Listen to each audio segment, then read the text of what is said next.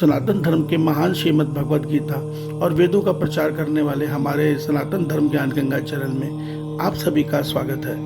मेरे प्यारे कृष्ण भक्तों, आप सभी को जय श्री कृष्णा। मेरे प्यारे कृष्ण भक्तों, आज हम श्रीमद् भगवद गीता से अध्याय 5 के श्लोक 27 और 28 को भगवान श्री कृष्ण जी की कृपा से सरल रूप में समझने का प्रयास करते हैं। जय श्री कृष्णा। मेरे प्यारे कृष्ण भक्तों, श्रीमद् भगवद गीता के अध्याय 5 के श्लोक 24, 25 और 26 में भगवान श्री कृष्ण जी ने हमें यह सत्य बताया था कि जो मनुष्य आत्म साधना के द्वारा आत्म साक्षात्कार अवस्था प्राप्त कर लेते हैं, ऐसे मनुष्य संसार से पूरी तरह विरक्त होकर अपने मन और आत्मा से परमात्मा में स्थिर हो जाते हैं। अध्याय 5 के श्लोक 26 में भगवान श्री कृष्ण जी ने हमें बताया था कि ऐसे मनुष्य कामना, क्रोध और भय से रहित होकर सारे संसार को परमात्मा मय देखते हैं। अब आज के श्लोक में अध्याय 5 के श्लोक 27-28 में भगवान हमें यही सत्य बता रहे हैं कि किस प्रकार एक संसारिक मनुष्य इस अवस्था को प्राप्त कर सकता है। पहला मार्ग भगवान ने कर्म योग का बता दिया था। आज भगवान ज्ञान योगियों को बता रहे हैं कि ज्ञान योगियों को किस प्रकार शुरुआत करनी है, वो किस प्रकार इस अवस्था को पा सकते हैं, आत्म साक्षात्कार की अवस्था को। इस विषय में भगवान हमें अध्याय 5 के श्लोक 27 और 28 में बता रहे हैं। आइए इसे विस्तार से समझते हैं। जय श्री कृष्णा। मेरे प्यारे कृष्ण भक्तों, श्रीमद् भगवद गीता के अध्याय 5 के श्लोक 27 और 28 में भगवान श्री कृष्ण जी अर्जुन के माध्यम से हम सब मनुष्यों को ज्ञान योग के विषय में बता रहे हैं। श्री भगवान बता रहे हैं कि साधक को चाहिए कि वो समस्त इंद्रियों के विषयों को अपने मन के विचार से बाहर करके अपने दृष्टि को बाहों के बीच के मध्य में केंद्रित करके, अर्थात जो स्थान आज्ञा चक्र का होता है वहाँ अपनी दृष्टि को केंद्रित करके आँखों को मूंद के ध्यान अवस्था में बैठकर प्राण और अपान वायु को सम करके और अपने मन को अपने आत्मा में स्थिर करने का प्रयास करना चाहिए। ऐसा योग्य नित्य ये करते हुए जल्द ही इच्छा, भय और क्रोध से रहित हो जाता है, और जो निरंतर इस अवस्था में रहता है वह अवश्य ही मुक्त हो जाता है, अर्थात तीनों गुणों से मुक्त होकर अपने आत्मा का साक्षात्कार पा लेता है। मेरे प्यारे कृष्ण भक्तों, कर्म योगी संसार में परमात्मा को देखता हुआ, संसार के प्राणी मात्र की सेवा करता हुआ अपने मन को संसार से विरक्त करता है, और ज्ञान योगी परमात्मा को अपने भीतर आत्मा में देखते हुए एकांत काल में अपने मन को संसार से विरक्त करके अपने मन को उस आत्मा तक पहुंचाने का प्रयास करता है। मेरे प्यारे कृष्ण भक्तों, ज्ञान योग की अवस्था में सबसे मुश्किल कार्य है इस मन को परमात्मा की 3 गुणों के माया से उठने वाले विचारों से मुक्त करना। ये माया बहुत प्रबल है, इस माया को जीतना इतना आसान नहीं है, मनुष्य ये नहीं कर पाता। मनुष्य ध्यान में बैठता है, मनुष्य का मन संसार के विचारों में विचरण करने लग जाता है। क्यों?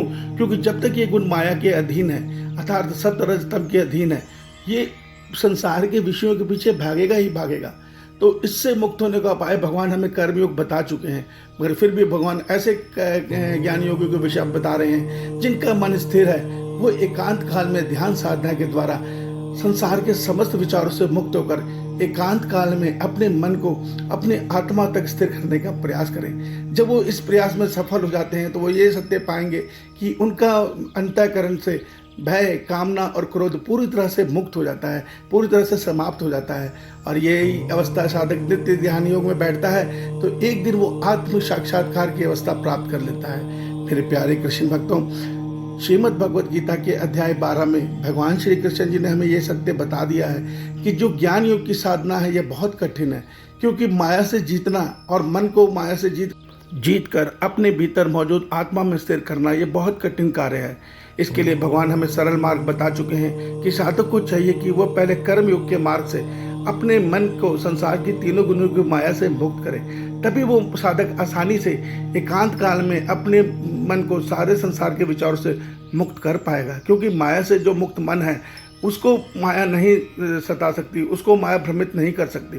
तो सर्वप्रथम आप कर्मयोग को सिद्ध कीजिए और उसके बाद संसार से पूरी तरह विरक्त मन से अपने मन को आत्मा में स्थिर करने का प्रयास कीजिए। जब ये मन आत्मा में स्थिर हो जाएगा तब मन और आत्मा को परमात्मा में स्थिर करने का प्रयास ही समाधि अवस्था को पाना है। जब मनुष्य वो अवस्था पा लेता है तो वो केवल ध्यान अर्थात मोक्ष पद को पाता है। भगवान हमें यही सत्य बता रहे हैं। देखिए मेरे प्यारे कृष्ण भक्तों, जो ईश्वर की प्राप्ति का मार्ग है वो कहीं बाहर नहीं है, वो हमारे भीतर ही है। क्यों? परमात्मा का जड़ स्वरूप इस संसार में बाहर दृश्यमान जगत में मौजूद है, और जो परमात्मा का चेतन अंश आत्मा है वहाँ से परमात्मा तक पहुँचने का मार्ग निकलता है। तो उसके लिए आपको कर्मयोग भी सिद्ध करने के बाद भी अपने परमात्मा तक पहुँचना है, तो आपको ध्यान साधना के द्वारा अपने मन को अपनी आत्मा में स्थिर करना ही पड़ेगा। आप मीरा माँ का उदाहरण लीजिए। मीरा माँ को कृष्ण से जैसे प्रेम था, वो तीनों गुणों से को जीत चुकी थी, मगर उनको ये ज्ञान नहीं था कि जो कृष्ण को वो एक स्वरूप मान रही है, वो कृष्ण सारे संसार के हृदय में अंतर्यामी परमात्मा बनकर वास करते हैं।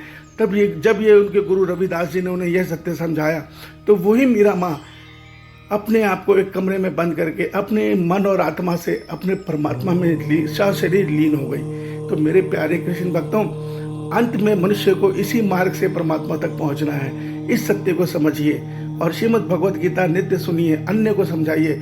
इसी में हमारा कल्याण निश्चित है। अन्यथा हम जन्म मरण के चक्र में बुरी तरह फंसे हुए हैं, और इस चक्र से निकलना बहुत मुश्किल काम है। हम सृष्टि आरंभ से आज तक तो निकल नहीं पाए, आगे पता नहीं क्या होने वाला है, क्योंकि आगे बहुत घोर कलयुग आरंभ होने जा रहा है। ईश्वर आप सबका कल्याण करे। आपका दिन शुभ हो। जय श्री कृष्णा।